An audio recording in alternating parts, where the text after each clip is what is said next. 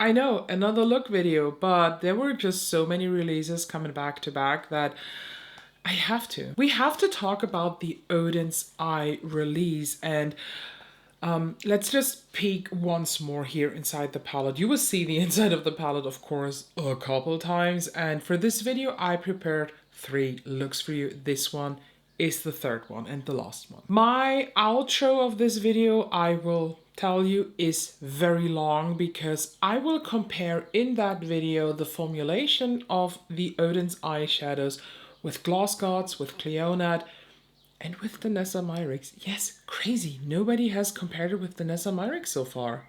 Crazy, I know. We will talk about the squishy shades, we will talk about the flakes, and whether or not you should buy this. Just a little spoiler alert, my opinion is really mid. There is no real like you need to buy this reason, but there's also no real you should clearly avoid this reason. So I just wish that you watch the video, stay tuned for the outro where I just explain this a bit more. And I know people want to see swatches. This time I made it different.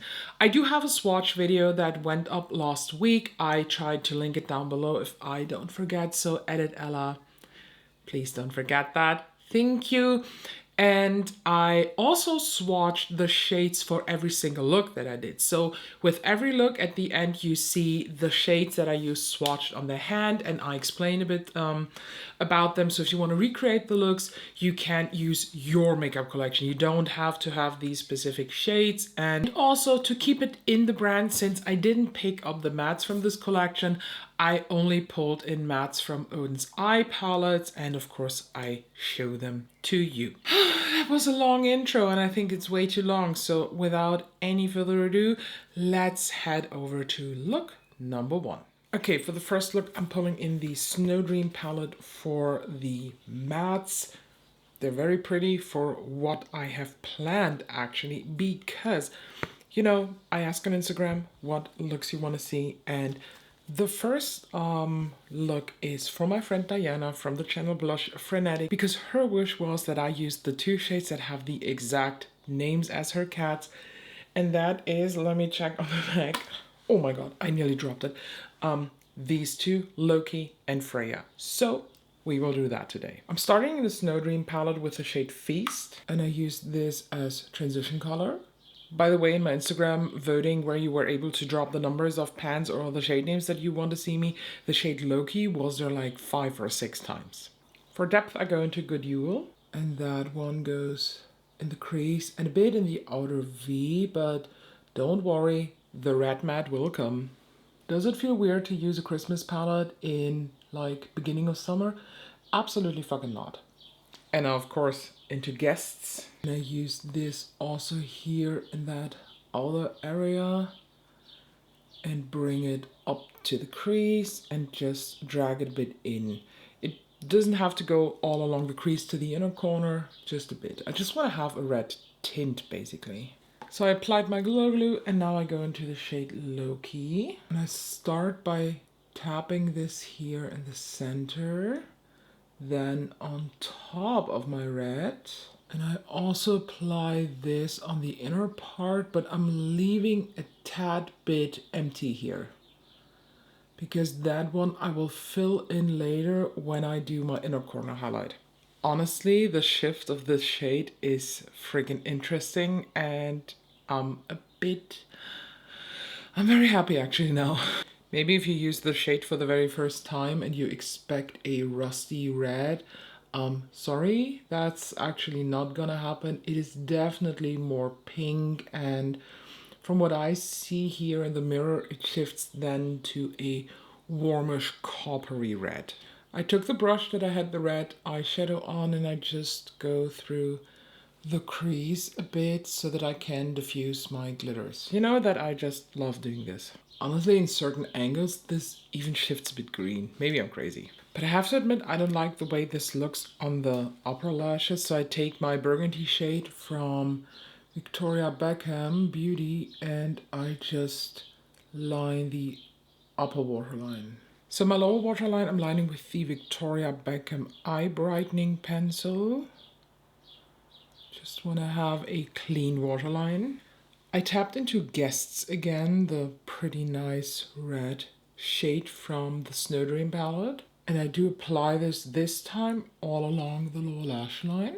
And I also went into Feast again and used this to buff it out a bit. I now tap into Freya. This is, by the way, not a multi-chrome. Freya is one of the shimmers. And Freya is a squishy shade. I apply this now here as inner corner highlight. Also take this on my lid on that last part that was still empty. And I also dragged this a bit across the Loki shade so that I have a kind of gradient going on. Let me insert a little video here on how squishy that shade is. This is the exact same squishy level as that one marbled shade from the Big Dragon palette that was my least favorite because it is impossible to get a good pigment from that. But I will later on use Freya also as brow bone highlight. And this is now the first finished look. Here you have the color palette that I used. So if you want to recreate this look, but you don't have these specific Odens Eye singles, you don't need them. You can just use some of these colors. So basically a lighter brown, a darker brown, and a red, all a bit in the warm shade, and then somewhat of a coppery shade. Doesn't have to be a multi-chrome. And if you have one of those low light bluish shifty shades, I think you can get these in basically today in any palette. You have them in so many brands. It's not that special anymore. It is a very, very popular, but it's very, very pretty shade. Honestly, I love the combo of Freya and Loki. I think without the suggestion from you, Diana, I wouldn't have done it. So thank you very much. Your cats are great makeup connoisseurs. So let's now head over to look number 2. A lot of you in the Instagram thing that I did wrote shade 9 and 10, and shade 9 is super squishy. You also wanted to see shade 24 a lot. It's also quite squishy. And before I forget it, shade 20 was high up there too. And well, the plan actually is to use 9 and 10 definitely, and maybe I pull in 26. That also was voted a couple times. And for the mattes, I'm pulling in the Jewels and Jam palette because of the blues that I have. I think the muted purpley lilac-y tones, they will definitely work as mattes. Okay, I'm starting with the shade Ecstasy from the Stone and Rock. No, the Jewels and Jam palette. And I apply this as transition color. So I now tap into the shade Heaven, and this one is for the crease to deepen everything up or down. Is deepening up right? Because, you know, deepening is down. Okay, I'm not making sense. It's 6 a.m. in the morning. Who makes sense 6 a.m. in the morning? Well, definitely not me. And you know I love my depth, so I go now into Intoxication. And I do apply this here on the V area like, and in the crease too. I don't know how I will feel about this in the outro, so hopefully I don't forget to mention that. But sitting here and doing these looks and pulling in the other mattes from Odens Eye, first of all, makes me want to fall back in love with Odens Eye palettes. I kind of fell out of love with them.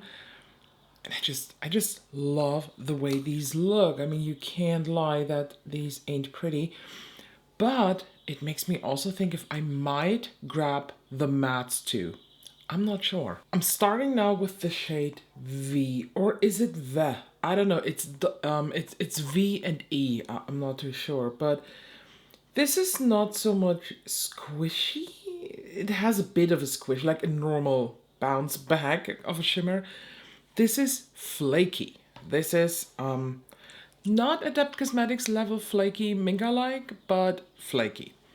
Typical Odens Eye flaky actually. And I do tap this here on the outer part. I much rather have flaky shades than I have these squishy shades. I hate them. That is a really, really pretty shade. So next up I go into Logan. Logan is also not squishy. Logan is also not flaky. I would say it's just a bit more drier than, for example, the V shade that I just used. It kind of flakes off, but it's more like in tiny specks, while other shades really have these bigger flakes coming off. But I apply this shade here on my center part of the lid, but I will again keep a tiny bit empty. That one I will fill in later on with another shade. How pretty is this Logan shade, please? I look like an ice queen. That's very beautiful. And now I'm kind of regretting that I didn't take the Christmas Eve palette for the blues. I was thinking about it, but I thought, that's maybe a bit too much. I tap back into V and I just reapply it here on the outer part. I now go in with the brush that I used the shade Intoxication with. I do have some pigment left that I used for the swatches, so I'm not putting back in the brush in the palette. I just now use whatever is left to diffuse the shimmers. Okay, I do not regret not pulling in the Christmas Eve palette. I think this is a nice play of color. So I tap into Intoxication again, and I do apply this here on the outer third of my lower lash line, but I'm not bringing it all the way in. I now go into Rapture. I start in the center, blending that inwards and then also outwards on top of Intoxication. I now went into Ecstasy again and I used this to smooth everything here. And I now tap into the shade Jade, and this is just like yesterday. Look at the squishiness here. And it's not only squishy, it's squishy and flaky, so it's impossible to get a good color payoff here. While yesterday with the other shade, Freya, it was possible, but this is a whole new level of weird textures. So let's just hope for the best when I apply this. Inner corner a bit on the lower lash line, and I also have to fill in the rest of the lid with this. So I took a bit more, apply it here, and I try to kind of mix it into the shade Logan. This shade goes on so patchy because of the squishy flakes. They're sticking to the lid, they do not move, they do not break up. It is definitely challenging. It is even kind of cracking and separating on my eyelid. If you're not too close, it is fine. I think from this, it is completely cool. But when I check on my eye close up, oh, it's horrible. Look at my little experiment that I did. Ugh, I hate the texture. All that is left now is my brow bone highlight, and originally I planned to use Jade as brow bone highlight too, but actually I don't want to. So to match with these bluish ethereal vibes, I now go into, I should have checked before, Luna. This one is not squishy. This has a beautiful pressed eyeshadow texture, and that one I apply here on my brow bone. Oh, this is so pretty. It has purple, but it also has greens and tealy blues going on. They do match with the shift on my eye. So on my lips, I'm wearing the Lisa Aldridge Sculpt and Shade Pencil in 0N. I applied MAC Thanks It's MAC on top. And then for the shine, I also applied the Dior Lip Oil in pink. Look at my progress. I'm kind of positive that I can use this up by the end of June. I'm really motivated to do so. And here we have now the finished look. So if you want to recreate this, here you have on my hand the color story. So I'm hoping you can see them, because all you need is basically some cool tone lilac-y purples, a bit of a muted dark denim blue, but that is optional. What I did on the lower lash line, you can totally do just with these. This was just a random idea. And for the shimmers, you need something like graphite, something shimmery, maybe with a holo twist if you have. For the main lid color, something that is shifting, kind of silvery blue. I'm always unsure how the camera picks that up, but to me, Logan shifts teal, blue, silvery, but not very cool tone. Actually, it has a bit of a warm twist going on. And then something that is similar, which I didn't realize before, but this one has an extra shift here. So this is jade. This might look light blue goldy in the pan, but the shift is actually more pink, and I think, at least for me in the mirror on the eye, this looks like that too. And then for the brow bone highlight, some kind of a low light shimmery shade that does shift purple, maybe a bit bluish green, if you will. This second look is fire.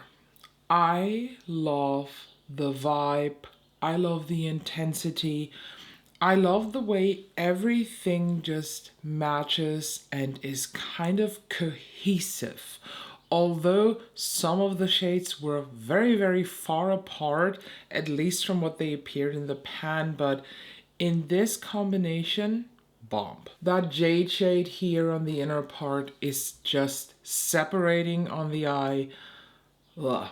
I know that Millie from Bad to the Brow, Bad to the Brow, I think is her name. She has a video on how to press out the excessive amount of oil or binding component that is in these shades, and I am actually thinking about doing this. But before that, let's head over to look number 3, and if I'm not mistaken in my timeline here, this is the last look of the video. And we are already at the last look, and aside from my own wish to incorporate this intense green, this was called Aiden. I was flabbergasted when I swatched it. This kept on giving and giving, and this is a shade that you could swatch, you know, in those TikTok videos where they start swatching here and then they keep on swatching the whole body down to the feet. This is the level of swatch feeling I get from this. So I want to do, I know, crazy, a green look today, but maybe with this dark purple on the outsides. I'm not too sure. And for the mattes, I will be pulling in the Trick or Treat palette because it has some of these warm browns, a bit of a dark and a green that I think this can work today. I don't have a real concept. I just want to use the green. So I'm starting with the puke shade. It's called Howl. I'm sorry, but it looks like puke. And I used this as a crease / transition color. So usually I apply my transition colors a bit above the crease, but this time I started directly in the crease. With a smaller brush, I now go into Poison, and I start to apply this in the inner crease part, and I bring it to the center. Next up, I tap into Goblin, and I use this here on the outer V area, and of course into the crease. I use this into the crease. I apply it into the crease. Oh boy. I also take it a bit above the center so that it mixes in with the Poison shade. With no additional product from the first brush, I now just go over the edges of everything and smooth it out. So I kind of want to incorporate that shade up here too. That is Theo. But let's start with Aiden first. Not squishy, by the way. Beautiful formulation. And I start by tapping this here in the center, bringing it outwards and a tiny bit inwards. It's like a true center shade. I think if you are a lover of greens, Aiden is fulfilling all your needs. Now I go into Theo. And this is also not squishy, but it is flaky a bit. So I do start by tapping this here on the inside, and I don't know if the camera was able to pick that up, but the flakes are raining down on me. I maintain this sharp line between the lid and the green in the crease, but I smudge the Theo shade on top of Aiden. Just a tiny bit so that we get a bit of a gradient. If you smudge too bad, then just flip the brush. Whatever is left of Aiden here, I tap on top. With a smaller brush even, I go into Neil's. This is not a chrome shade, this is a normal shimmer shade, and you can instantly feel that. This is so hard pressed. And I apply Neil's here on the outer part that is still bare. And I again smudge it a bit on top of Aiden, just a bit. With no additional product, but the brush I use Goblin with, I now go on top of this in the crease, just to, say it with me, diffuse the shimmers a bit. And I also take the brush that I had Poison on with no additional product and also intensify it a bit back and diffuse it a bit. So for the lower lash line, I'm going into Goblin again, and I apply this all along the lash line. Not very precise actually, because we're going to blend it anyways. And for that, I'm actually going into Candy Apple, and I start to blend out that brown. I think for inner corner highlight for this look, I have some great options in here, and every cell of my body is drawn to this shade. This is Mason. It looks weirdly good, but I think this is a squishy shade. No, just a bit. I would say the level of squish in here is quite normal for a shade like this, but I think this will be a great inner corner highlight. But let's put back some of the flakes, and I just try to take a few. Okay. Ooh. Yes, please. I have so little product here on the brush because of the flakes. But look at that effect. All that is left now is the brow bone highlight, and to keep it in kind of this greenish vibe, I'm going into the first shade that we have, and that is Angelica. Ooh.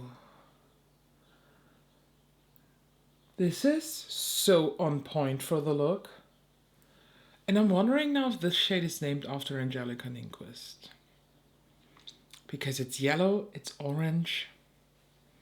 Could be a coincidence, could be not. This one, by the way, also not squishy. On my lips, I'm wearing the MAC Oak lip liner, filled out the complete lip, and I topped it off with the Half Magic Beauty Magic Drip lip gloss in the shade Problem Child. So if you want to recreate that shade and you don't have these products, all you need is a puke shade, a intense loud green, like neon green color, a dark brown, a green that in a perfect world shifts between green and teal, which this one, at least to my eye, does. I'm again very curious how editing will look like.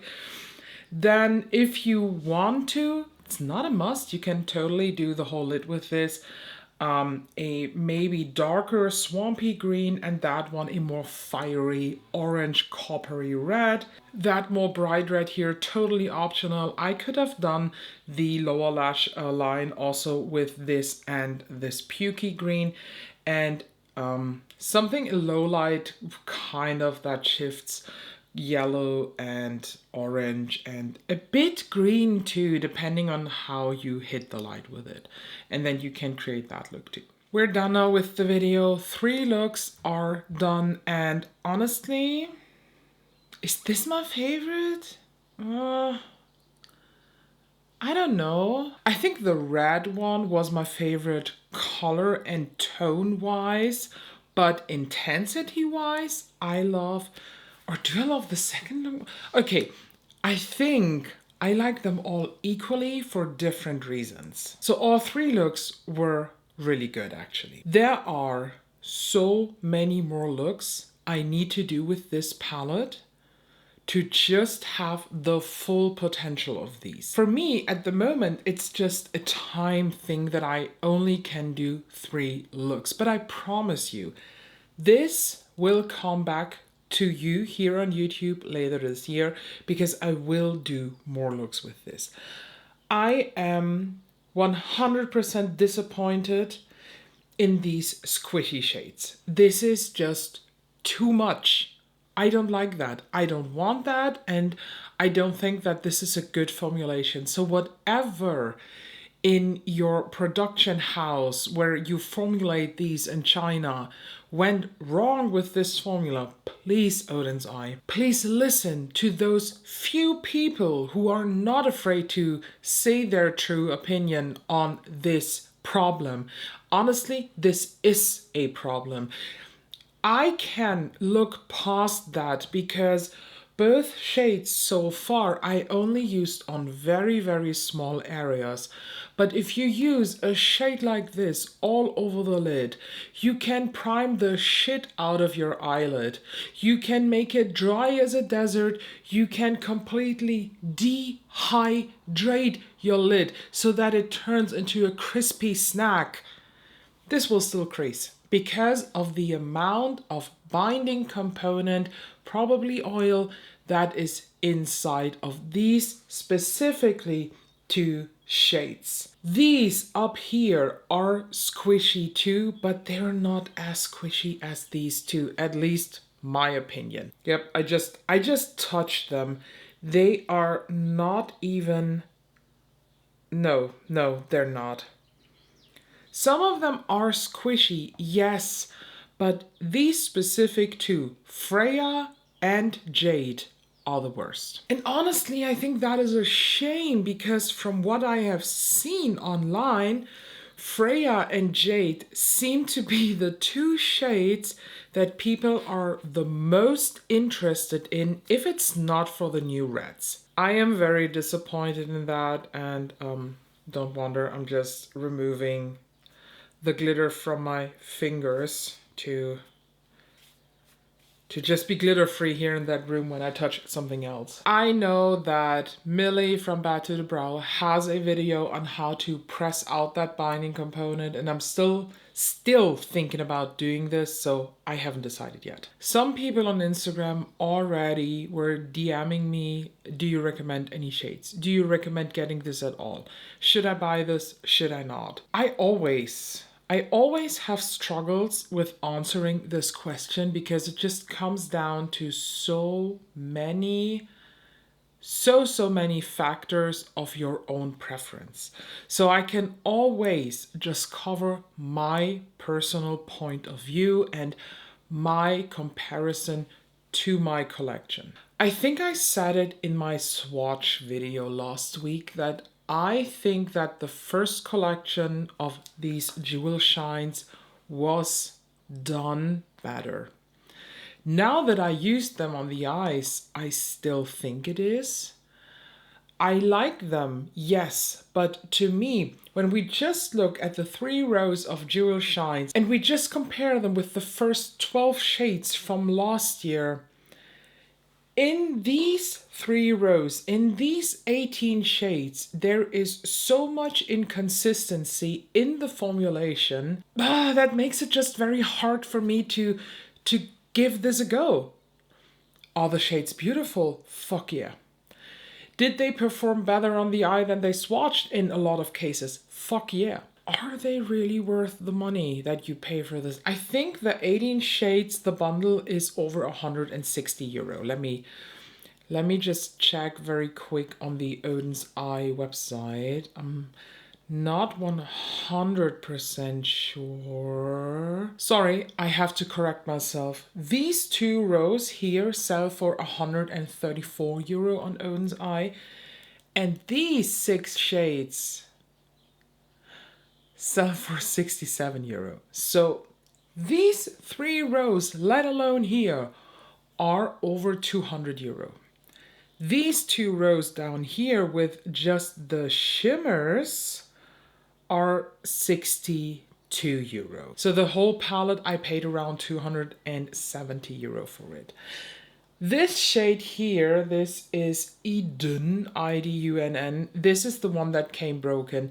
When I filmed this video, the DHL girl hasn't been here yet, but my replacement is actually on its way. So I will insert a photo here of the shade replacement. That brings me to another discussion before I finish my thoughts. Let me just gather them again while we discuss another topic. I have seen specifically on Reddit a lot of people who were commenting on that release how bad the Odens Eye customer service is, how bad of a brand they are, and that you should not support them. I had to contact the Odens Eye customer service twice since December 2022. And in all those times when I ordered from them since the end of 2022, there was not really a thing. There was no problems, no nothing. I don't know how it displays to you when you are not ordering from Germany, but when you order from Germany during the checkout process, there is a little sentence when you are at the point of shipping method that says DHL packing stations not supported. And I don't know if there were multiple cases where this went wrong or if this is because of me, because when I ordered the very first time from them, I was able to order to one of those DHL stations. If you don't know what they are these big yellow boxes basically, and you can register on DHL and then you get a postal number, and with that postal number you can order stuff that is from that is delivered with DHL, and instead of giving your home address you can just put it in one of those boxes. You can also use these to send out packages, so basically you just don't need to go to a postal office, and maybe when you're not home very often when DHL is delivering, you just have a good way of getting these packages and you can access these points 24 hours a day. And in the beginning, that little note was not there. And when I ordered from Odens, I always ordered to one of those DHL boxes and nothing went wrong. But then there was one specific order, and I don't know honestly which one it was, but all of a sudden they didn't ship out with DHL, they shipped out with Hermes, which is just another delivery system here, or delivery service here, that cannot ship to one of those DHL boxes because it's DHL and postal things only. So I had to contact the customer service and I wrote them, I'm sorry, there is kind of a mistake. Usually the package always came with DHL, so I ordered to my package station, and they were very kind and they answered very fast saying, yeah, we do not support the package station because sometimes we ship out with DHL, sometimes with Hermes. And I just explained that in the whole situation here, in that whole order history of mine, they never used Hermes. So what is the solution? What can we do? And they were like, oh, that's no problem. The package goes to our German warehouse. Yes, they do have a German warehouse. And then please give me your correct address and we will just resend that from that German warehouse. There was basically a delay of 2 days in total. It was such a pleasant experience. And same with the broken shade. I have seen stories from other people where they were like, yeah, I received my palette broken, and the customer service argued with me that I broke the shade. And I was actually afraid to contact the service because of that. Because, I mean, I was able to press it back, but it's just a pet peeve of mine. I want to have good makeup. If I destroyed myself like these two shades, that's fine. That's all on me. But I want to have makeup that comes in a full piece. So I wrote them the day when I got the palette and or the singles. And that was a Saturday. No. A Friday. A Friday I got these shades, and on Saturday morning I had time to put them in the palette. That way around. And they answered the same day, actually. And the same day, they sent out the replacement that now 1 week later, so it's basically one Saturday later after I unboxed that and saw that it is broken, that the replacement will arrive. They were super nice, super friendly, super fast. I have nothing to complain about. So I don't know how different it is when you're from a different country. Maybe it's also, and I don't want to say that it's the fault of a customer, but Sometimes it's maybe also the tone of voice in an email. I don't know.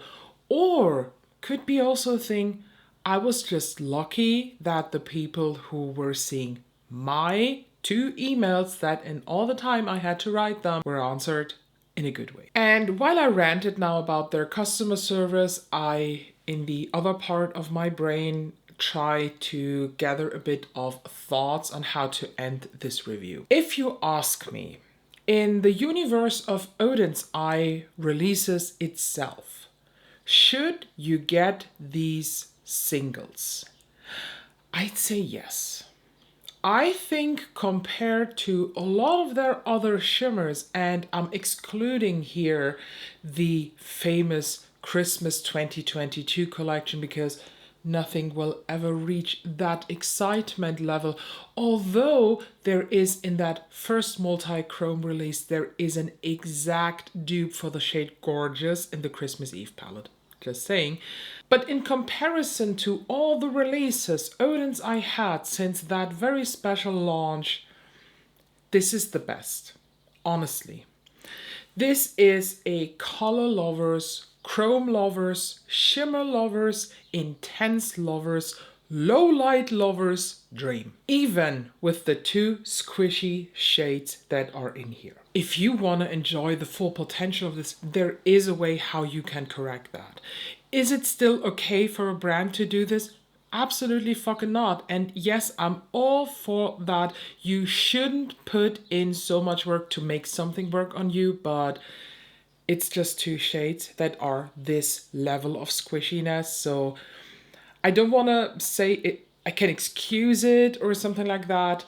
I just want to say that there is fortunately a solution for that. The better solution for the future is that Odens Eye is please reviewing the formulation of these 2 so that this does not happen anymore. Talking about this palette in comparison with all the other makeup items in the market, in the multi-chrome row, we should always compare what is comparable.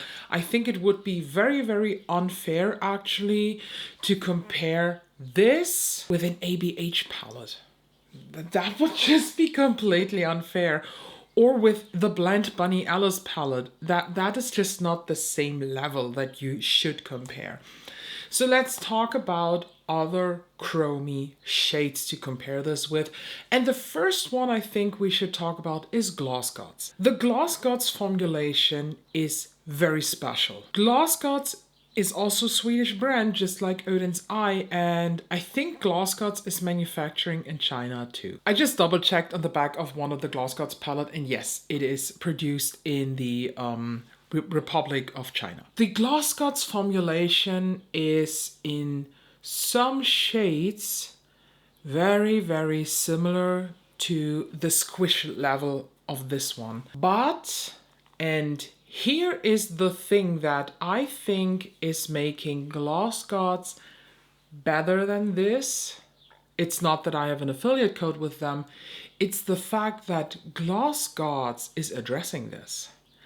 I think they even have a saved Instagram highlight on their profile where they are talking about a certain thing that can happen in the Gloss Gods palettes. And I hope you can see they are referring to this, what is happening here.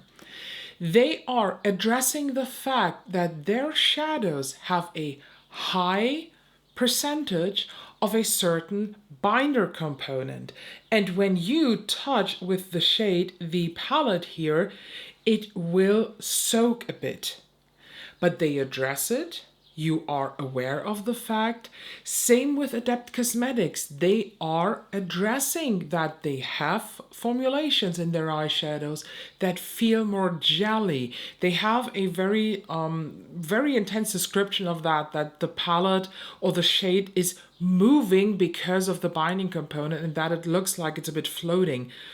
I think that is fine. And when I now compare how does a shade like this here, in, for example, this is the new neutrals from Gloss Gods, work on the eye? Do they crease? Do they separate like the squishy shades in Odens Eye do? No, these don't.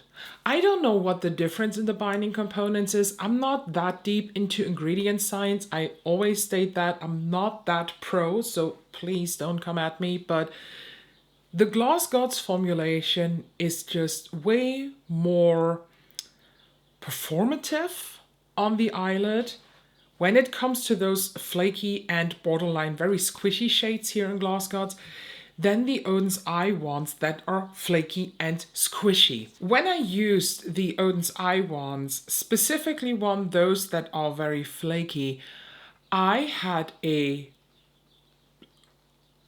kind of a deja vu because, and I know some people might piss this off now, but the flaky consistency of the flaky shades in Odin's Eye is very, very close to the Danessa Myrix ones. And I know some people don't want to hear that, but let me tell you the truth that her shades, not all of these, but Invincible, for example, Brave, Fierce, Fearless, Loved not so much, Abundant a bit, they are similar.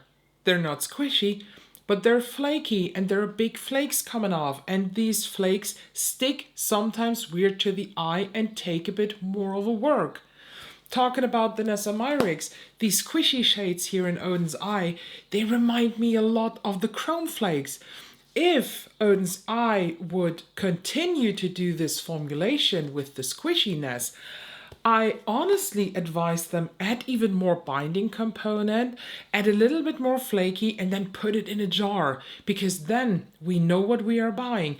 I know that I cannot compare a Danessa Myrix Chrome Flake with a, I don't know, let's just grab this one, with a Rabanne liquid eyeshadow. They are completely different formulations, but with a Chrome Flake, I know they will crack. I want them to crack. I want the flakes on my eye. I want this more artistic vibe. But with a pressed eyeshadow, I don't want that. Or I want to be informed about the fact that this formulation is different to the other kits. And last but not least, I think the superior ruler of the multi-chrome community is Cleonad. If you ask me, should I spend €270 on Odin's Eye or should I spend €270 on Cleonad? I 100% will always tell you spend it on Cleonad. They are definitely more expensive, so for $270 you will not get 30 shades. No, you get 30 shades, I don't know, for maybe 500 or something like that. Maybe 400, I don't know. But it's definitely more expensive. But the formulation is way more advanced. It is so much better than any Odin's Eye. But Cleonad is also, in my opinion, so much better than the Nessa Myrix, so much better than Gloss Gods. It's just the best chrome formulation out there in the market. Does that make the experience of these Odin's Eye shades less good? Also not. I love the looks. I love the performance on the eyes, and I said it in the swatch videos, especially shades that swatch very, very bad often perform good in the eye. And aside from these two squishy shades that really scared the shit out of me and really made me a bit unhappy, I was very happy with the performance of every single shade that I used for these three looks. And I think this was a very long explanation for the fact that I neither can tell you to not buy this nor to buy this. It is, in my opinion, very important that when you consider a purchase like that, and it doesn't have to be the whole 30 shades, maybe it's only, if it's only 6 or you want to have one certain bundle or whatever, compare it. I think comparison is just here very important. So you know what you love, I don't know what you love, I know what I love. And I personally, I love shades that are sometimes more challenging. I personally do not have a problem putting a bit of extra effort in performance, although I have to admit that with these two squishy shades here, that effort is even for me a bit too much. So again, Not sure if I will do the press method. If I do so, do you want to see that? I saw again the video from Millie, and it doesn't look too hard, so I probably can do it. Let me know if you want to see that, if I do it. I really don't know if this review was very helpful or not. Let me please know. Let me please also know what look was your favorite, and have you grabbed anything from that new release? Are you disappointed? Do you like it? Let me please know. And make sure, of course, you subscribe, check out the info box. I'm not affiliated with Odens Eye, so I do not have a code if you want to order from them, but there are other beautiful creators who have codes. So thank you so much for watching as always, and I hope I can see you in the next video.